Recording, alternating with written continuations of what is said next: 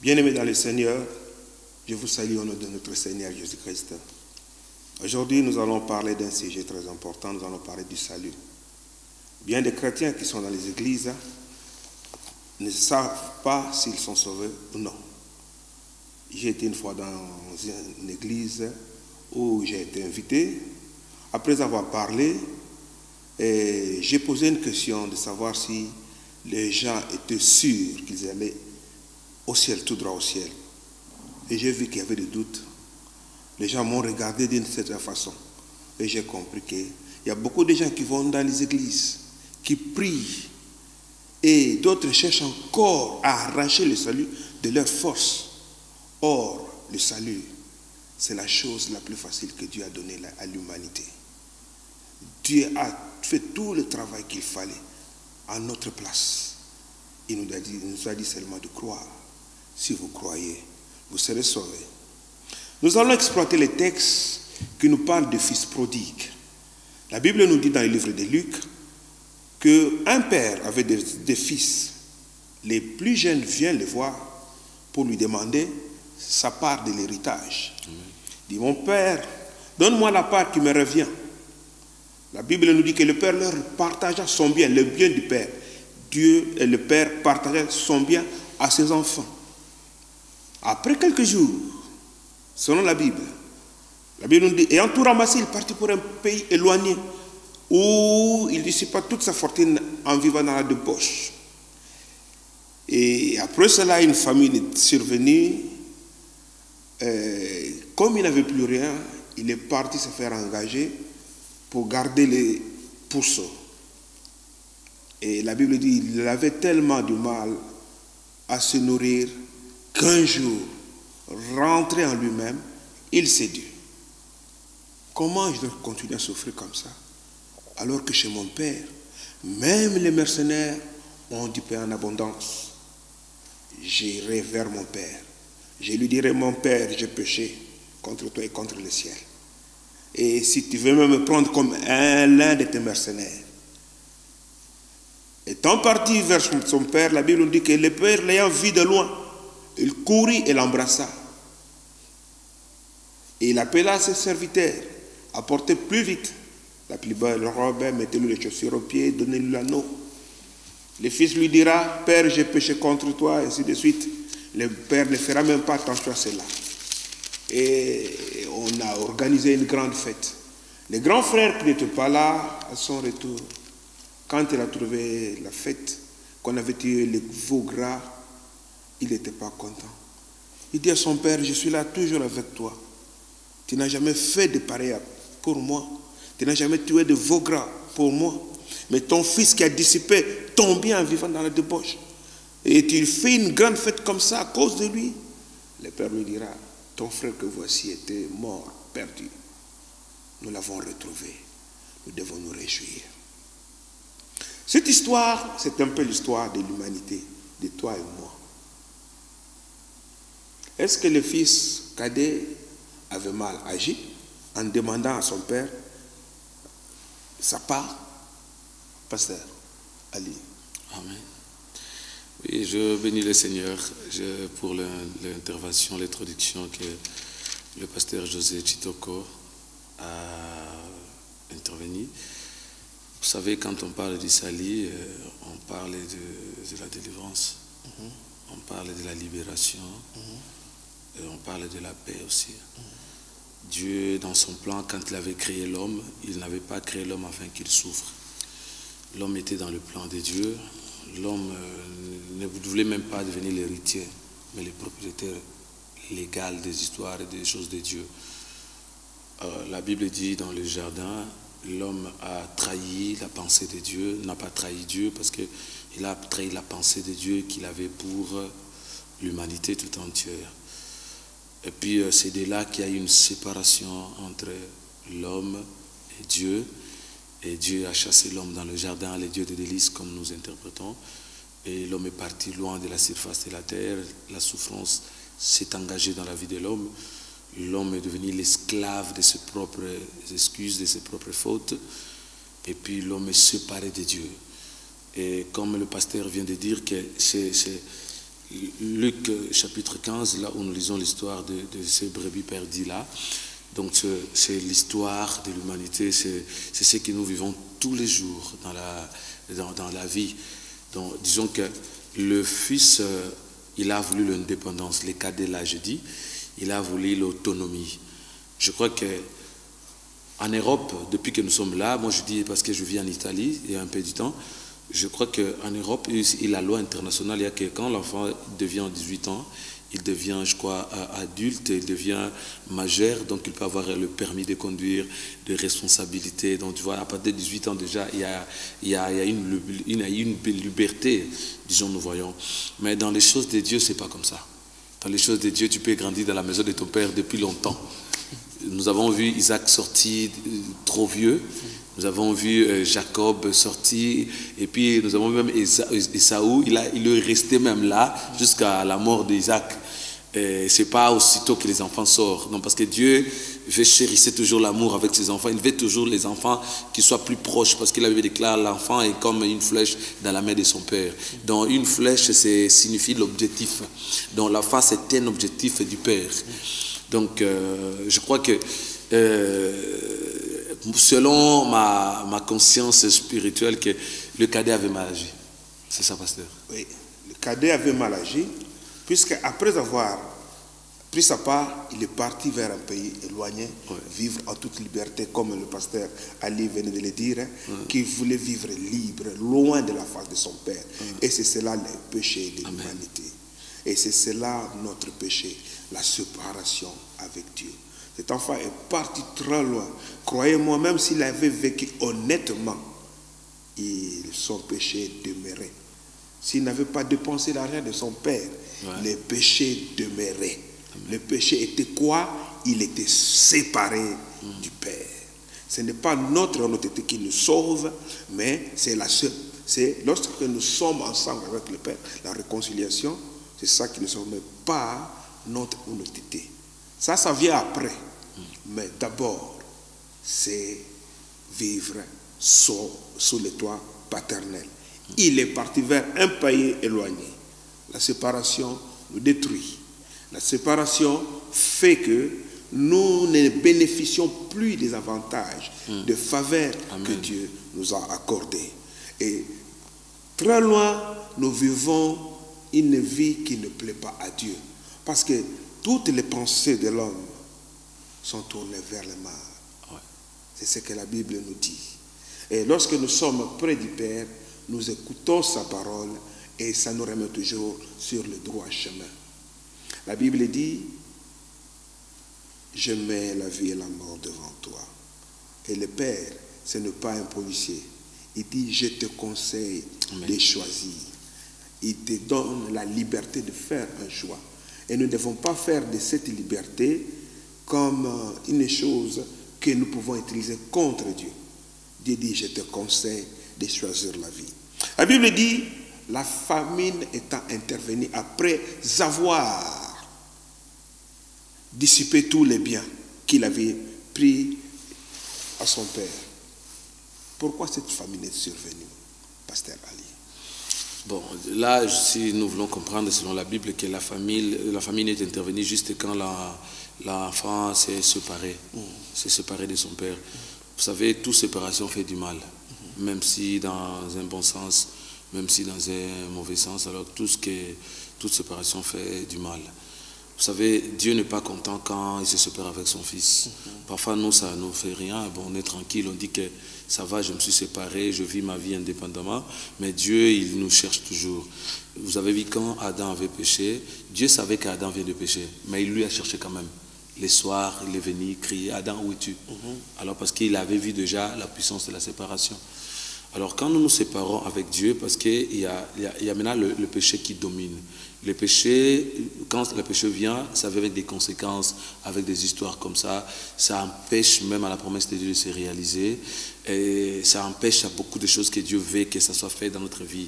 Alors la famine vient et ça interrompt, c'est comme une barrière entre la gloire que Dieu nous a réservée. La Bible dit quelque part que ce sont vos péchés qui mettent la barrière entre vous et moi. Donc la famine vient quand nous devenons indépendants, quand nous ne voulons plus écouter Dieu, quand nous sommes devenus des autonomes, nous voulons faire ce que notre cœur nous demande de faire. Quand nous ne voulons plus vivre sous l'abri du Très-Haut, donc quand nous ne voulons plus être sous l'ombre de la grâce. Donc c'est là où il y a la famine. La famine peut être spirituelle, la famine peut être matérielle. Parce que d'abord, ce sont les choses spirituelles qui ont été créées le premier. Donc d'abord, il y a la mort spirituelle qui entre, et plutôt la famine spirituelle qui entre. Donc on n'a plus de vision, on n'a plus de force, donc on est exposé devant le mal. Donc le diable peut jouer avec nous, nous sommes venus sur ses propriétés privées. Donc toute épidémie qui peut venir, ça frappe dans notre maison, ça entre.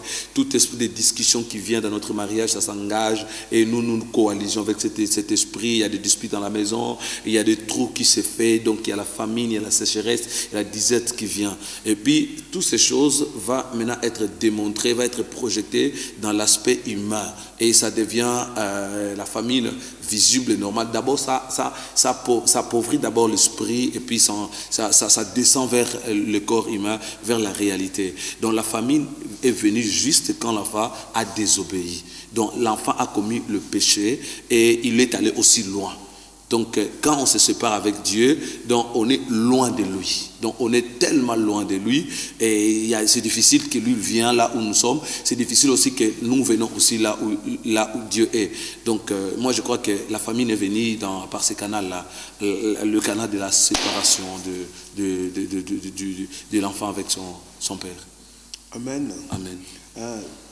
Pasteur Ali vient nous dire que la famine est venue à cause de la séparation. Parce que la famine est d'abord spirituelle. Amen. Et nous remarquons une chose, que cet enfant est allé se faire engager pour garder le pourceau.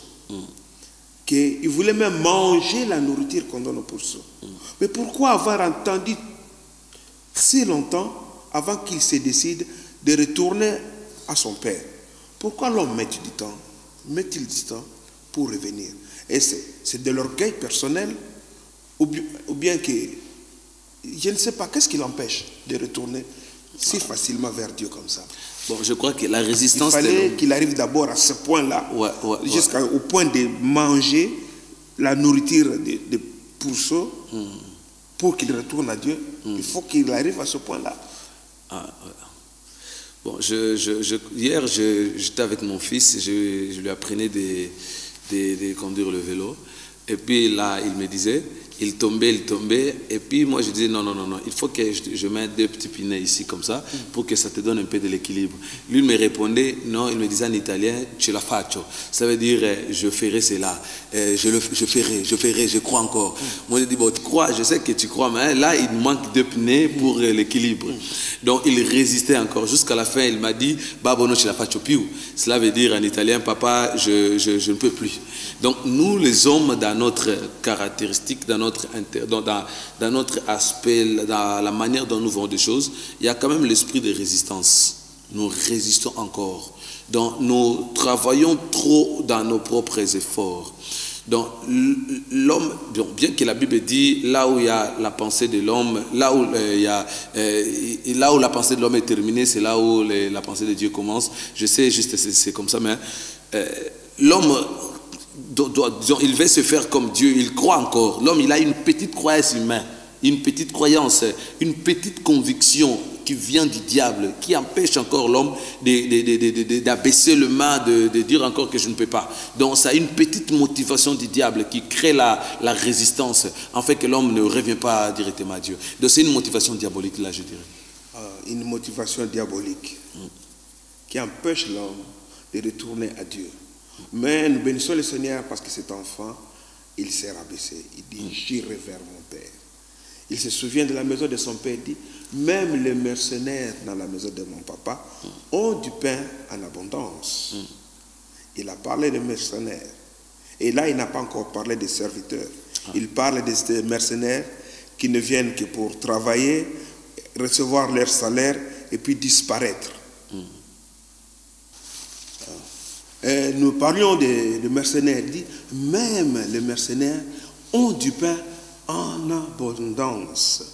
J'irai vers mon Père. Et nous allons revenir sur le point des mercenaires. Parlons de cet enfant d'abord. Parlons d'abord de cet enfant qui est retourné vers le Père. Pasteur Ali, J'ai vu, selon les textes que nous avons lus, que cet enfant, quand il est retourné vers son père, il n'avait pas encore confessé, que son père l'ayant vu de loin, il a couru, se jeté à son cou et les couvra de baisers. Est-ce la confession qui est importante ou bien le retour, la décision de retourner vers le Père qui est importante? Oui, bon, la question est vraiment bien posée. C'est ça vraiment ce que le peuple a besoin. Il y a beaucoup de gens, ils se sont séparés avec Dieu, ils ont des problèmes pour rentrer. Ils disent que non, quand je vais rentrer, les gens vont me voir, j'étais un ancien frère en Christ, une ancienne sœur en Christ.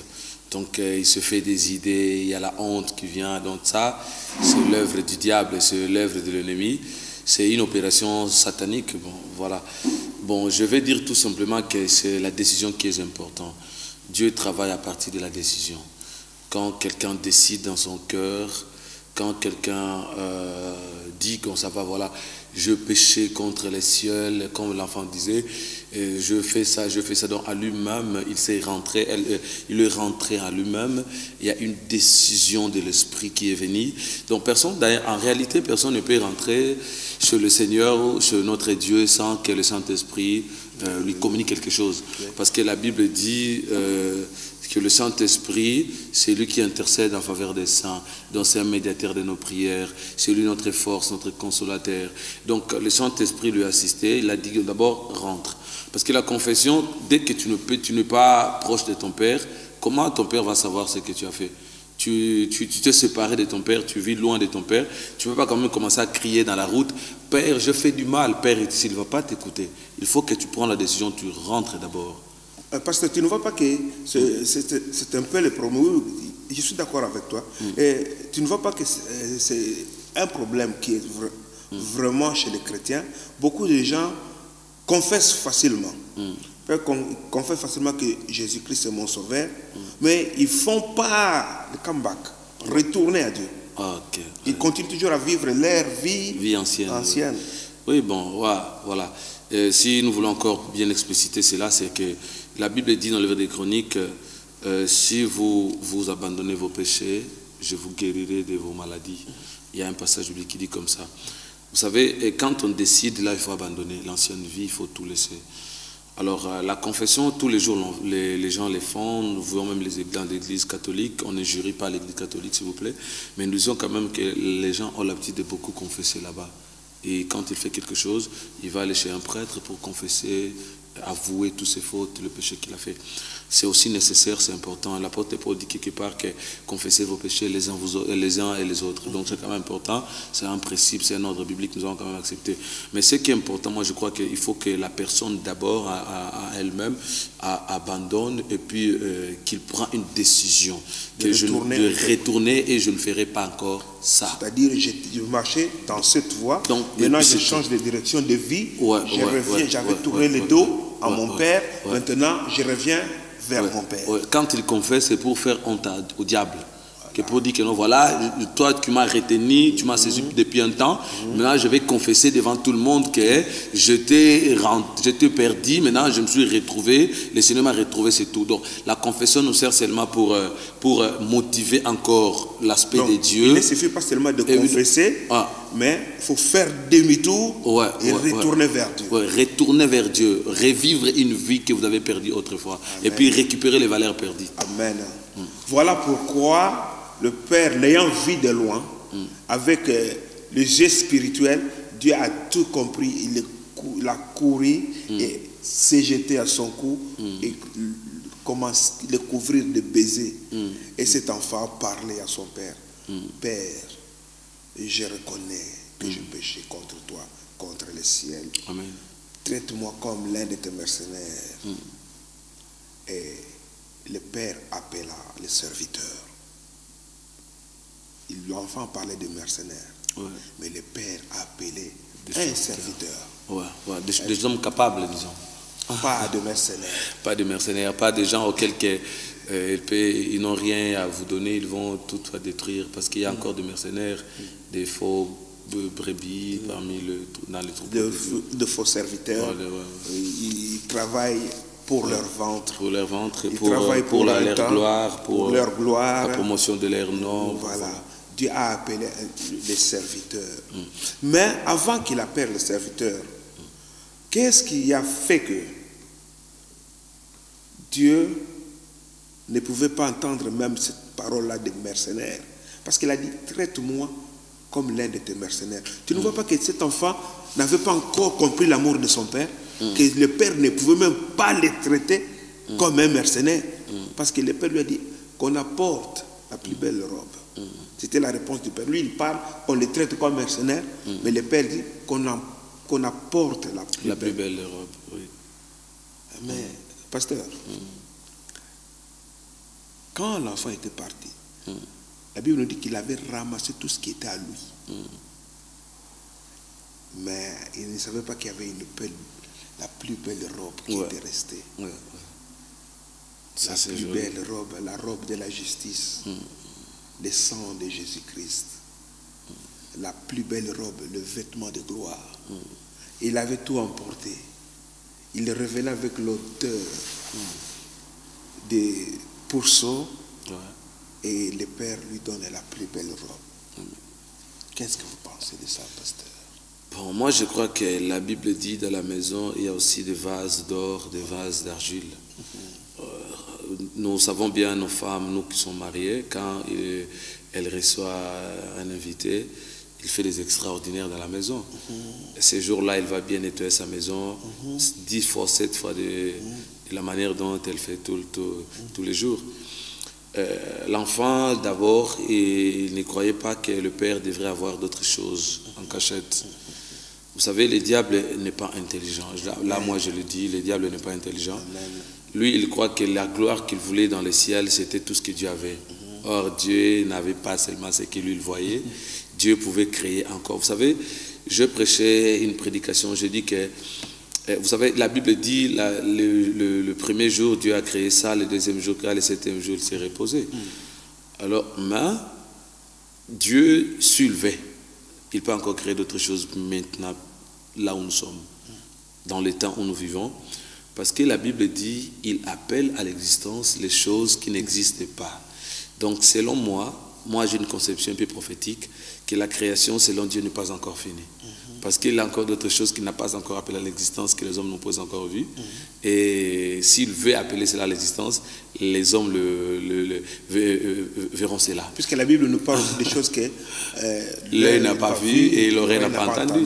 Donc c'est ça, juste des choses que Dieu encore a dans sa garde-robe. Vous savez, là, on dit que la plus belle des robes, on dit le mercenaire, ça c'est la justice de Dieu. Ça, c'est aussi le temps des mercenaires. C'est aussi le temps des prophètes. Jésus a dit, laissez l'ivraie et le blé croître ensemble. Donc l'ivraie représente le mercenaire, et puis le blé, ce sont les prophètes, disons, les enfants de Dieu. Alors, Dieu fait des choses en cachette. Il dit à un roi, il dit, Abraham c'est mon prophète. Si je lui dis de prier pour toi, il va prier pour toi. Donc Dieu n'a jamais présenté Abraham prophète. Mais en secret, il savait qu'Abraham c'est un prophète. Donc tu vois, Dieu fait des choses aussi en secret. Et c'est le seul passage où on appelle Abraham prophète. Oui. Et puis Dieu dit aussi, si vous voulez prier votre Père, entre dans le lieu secret, parce que lui est dans le secret. Donc Dieu c'est plus qu'un sillard. Il est fort, il fait des choses terribles. Amen. Donc c'est ça où nous voulons dire que la plus belle des robes, il y a encore des choses que Dieu a. Donc tout ce que nous avions reçu avant et ce que nous avions reçu maintenant, ce n'est pas encore fini. Il y a encore des choses que Dieu va nous donner. Satan croyait pouvoir faire mal à Dieu. Il croyait, quand il avait trompé Adam et Ève dans le jardin d'Éden, que c'était fini, que l'homme était perdu à jamais. Il ne savait pas que et il y avait un plan de rédemption. Amen. Parce que la Bible nous dit dans le livre de Hébreux, chapitre 10, je crois bien, la Bible dit, Jésus dit, tu m'as formé un corps. Parce que ce corps a été formé pour le sacrifice, pour toi et moi. C'est pourquoi le Père dit qu'on amène la plus belle robe, le vêtement de la justice. La plus belle gloire. Les vêtements, la gloire. Vous savez, dans l'histoire, je me rappelle l'histoire, vous connaissez l'histoire qui nous parle des rois qui avaient préparé une fête pour son fils qui devait se marier. Ouais. Et il a envoyé ses serviteurs pour appeler les invités. Ouais, Ils se sont excusés. Ouais. Alors il a dit qu'on aille ramasser les gens qui n'étaient pas invités. Les gens qui étaient dans la rue, les boiteux, des gens comme ça, le mendiant. Et on les a amenés même de force. Ils n'étaient pas rentrés chez eux. Ouais. On les a pris dans la rue. À arriver dans la fête telle qu'ils étaient. Arrivé à la fête, pendant la fête, on dit que le roi s'est levé, il commençait à examiner les gens qui étaient dans la salle, et il a vu une personne qui n'avait pas le vêtement de la fête.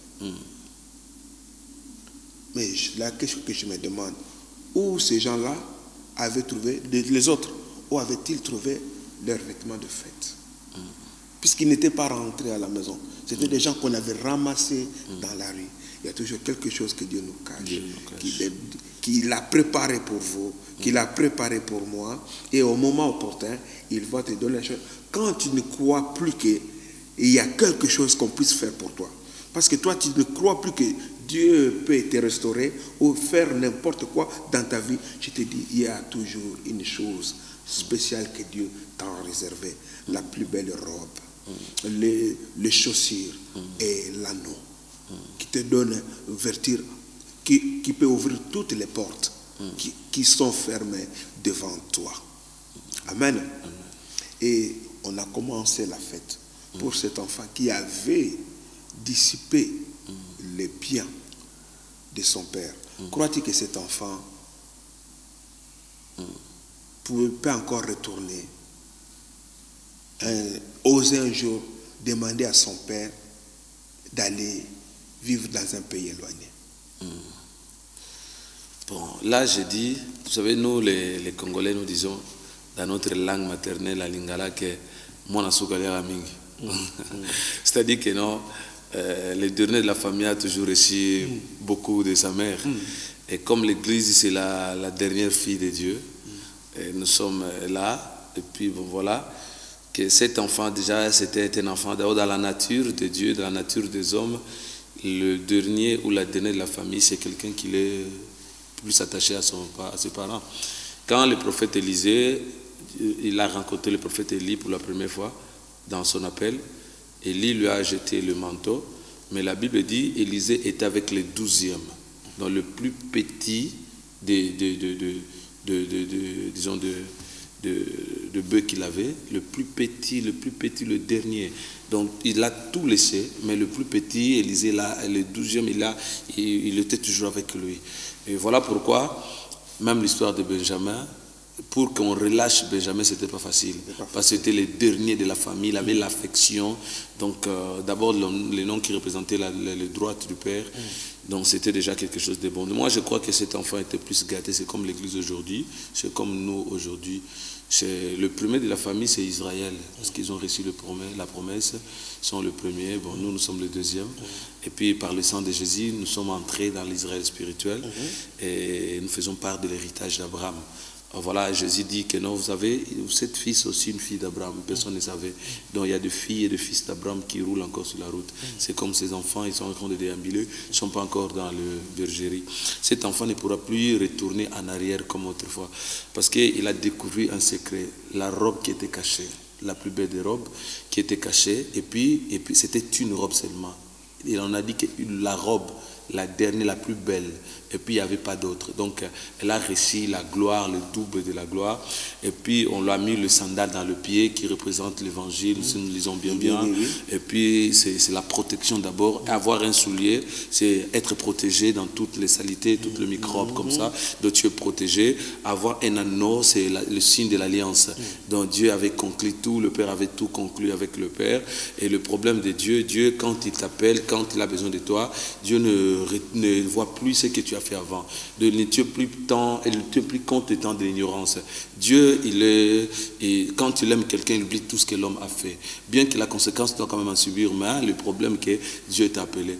Donc cet enfant, il était bien, et je pense plus, comme venait de dire le pasteur, qu'il pourra retourner en arrière un jour. Donc il est resté, selon moi, définitivement dans la maison du Père. Donc c'est bien. Les gens ne pensent plus qu'il pourra retourner en arrière. C'est-à-dire, lorsque nous devenons enfants de Dieu, nous devenons par alliance avec Dieu, les enfants, par Jésus-Christ. Et lorsque nous devenons enfants de Dieu, c'est une relation que personne ne peut détruire. Personne ne peut nous séparer de l'amour de Dieu. Personne, plus personne. Donc nous sommes ses enfants, mais des fois nous péchons. Et cela nous prive de ses droits. Nous sommes toujours ses enfants. C'est notre communion qui est brisée avec notre Père. Je me rappelle, quand je vivais dans la maison de mon Père, des fois, je peux casser le bouton de la radio. Le Père est en colère contre moi. Et notre communion est coupée pendant un certain temps. Quand je vais confesser, je demande pardon, nous sommes réconciliés. Mais la relation du Père et du Fils reste. Personne ne peut pas toucher à cette relation. C'est pourquoi la Bible déclare que nous sommes devenus les enfants de Dieu, non par la volonté de l'homme ni du sang, mais par la volonté de l'Esprit. Donc nous le sommes à tout moment, même lorsque nous péchons, c'est-à-dire notre communion qui est brisée seulement. Mais la relation entre Père et Fils n'est pas brisée. Donc nous sommes toujours dans la maison du Père. Nous ne sommes plus séparés. Mais le problème c'est quoi? Beaucoup de chrétiens, je ne suis pas là pour encourager les péchés, mais beaucoup sont découragés. Ils pensent parce qu'ils ont commis tel péché et que Dieu ne peut pas leur pardonner. C'est notre communion qui en souffre. Et lorsqu'il n'y a pas de communion, nous sommes exposés. C'est pourquoi nous devons abandonner vite pour que la couverture du Père soit toujours sur nous. Mais nous sommes toujours les enfants de Dieu lorsque nous vivons dans la maison de notre Père. Qu'est-ce que vous pensez de cela? Ouais, c'est bon, c'est bon. Comment est-ce que nous voyons l'amour de Dieu? Non, l'amour de Dieu, c'est formidable, c'est redoutable. Donc Dieu, dans ma dialecte, on dit que la main qui frappe l'enfant, c'est la même main qui va l'essuyer de larmes. Donc si les pères de ce monde, méchants qu'ils sont, ça c'est la parole de Jésus qui les qualifie dans Matthieu 7. Nous sommes capables de donner de bonnes choses à nos enfants. Moi, le Père. Donc Jésus, le Père, il a le principe de la paternité très fort. Et puis je crois que le Seigneur, il est là, il dit, il connaît ce qui lui appartient. Donc quand le Seigneur t'appelle, quand il a fait une alliance avec toi, donc tu lui appartiens. Le problème c'est toi, ce n'est pas le Père. C'est toi quand tu sais que tu sens que tu es dans l'erreur, il faut que tu retournes. Donc lui, il est tellement disposé parce qu'il te connaît. Donc tu ne peux pas le fuir. Donc c'est un Père qui pardonne l'iniquité du Père et du Fils comme dit lui-même. Donc c'est comme ça. Donc le Père, il est toujours là par sa miséricorde et il nous attire. Donc sa miséricorde est tellement forte. La miséricorde, c'est le corde qui tue dans la misère. Donc moi j'ai défini ça comme ça. Donc il peut t'attirer pour te prendre. Donc c'est ça. C'est ça la volonté du Père. Donc notre communion, notre relation est là. La relation paternelle est là, mais la communion est brisée. Mais le Saint-Esprit est là pour restaurer toutes choses. C'est ça qui était mon intervention. Je te parle à toi qui es resté à la maison, qui croit qu'il n'y a plus rien qu'on puisse faire pour toi. Tu penses que parce que tu as abandonné la maison de ton père pendant, je ne sais pas moi, 1 à 2 ans, que tu ne peux pas retourner à ton père. Je te parle à toi qui souffre dans le silence à cause de telle déception ou telle de la part d'une église ou des pasteurs ou de la part de telle ou telle chose. Je te dis que tu es le Fils de Dieu. Et je te donne cette garantie que ta relation avec Dieu, comme ton Père, personne ne peut la briser. Parce que ce n'est pas l'œuvre d'un homme. C'était l'œuvre de Jésus seul sur la croix. Amen. Il a accompli ça. Il a accompli cela pour toi. Quand il a crié, tout est accompli. Quand tu deviens l'enfant de Dieu, personne ne peut t'arracher ce droit. Personne ne peut effacer ton nom dans les livres de vie. Personne ne peut les nier. Tu es son fils. Mais prends courage. Reviens à ton Père. Pasteur, un dernier mot. Oui, mon dernier mot, c'est tout simplement que viens à l'Éternel, retourne, il y a de belles robes qui t'attendent, il y a des histoires, des veaux d'or, la gloire qui t'attend. C'est le problème de la décision. Prends une décision. Prends une décision, parce que la Bible dit, maudit soit-il l'homme qui se confie à l'homme. Donc, par rapport à une déception, par rapport au mécontentement, par rapport à une séparation de l'Église, par rapport à un trouble que tu as laissé ton Seigneur, c'est pas ça. Ça ne se trouve pas dans la rubrique de justice de Dieu. Donc tu es un peuple mis à part, retourne à ton Dieu, vis ta vie avec le Seigneur, abandonne tes péchés, le Seigneur a encore besoin de toi. Qu'est-ce que Barnabas avait fait? Il n'a donné aucune dîme, il n'a donné aucune adoration à Jésus, mais il a eu quand même le privilège de souper avec le Seigneur, de vivre avec lui la même nuit dans le paradis. Et toi qui as déjà fait quelque chose pour le Seigneur, et toi qui aimes, tu sais qu'il est vivant, donc retourne. N'aimez pas Seigneur tout simplement comme seulement ton sauveur. Quand tu as besoin, tu cries, Père, aidez-moi, mais qu'il soit aussi ton Seigneur. Quand le Seigneur sera ton Seigneur, donc toi tu deviendras son esclave, donc c'est tout. Nous sommes esclaves en Christ, retourne. Nous sommes dans l'armée, prends courage, retourne.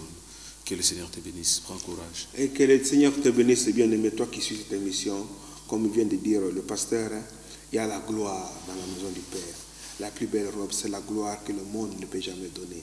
Et Dieu te prépare de bonnes choses que l'œil n'a pas encore vues, que l'oreille n'a pas entendues. Bien-aimé, que le Seigneur Jésus-Christ, toi, soit ta paix. Amen. Merci. Amen. Amen. Que le Seigneur te bénisse, pasteur. À la prochaine émission. Okay.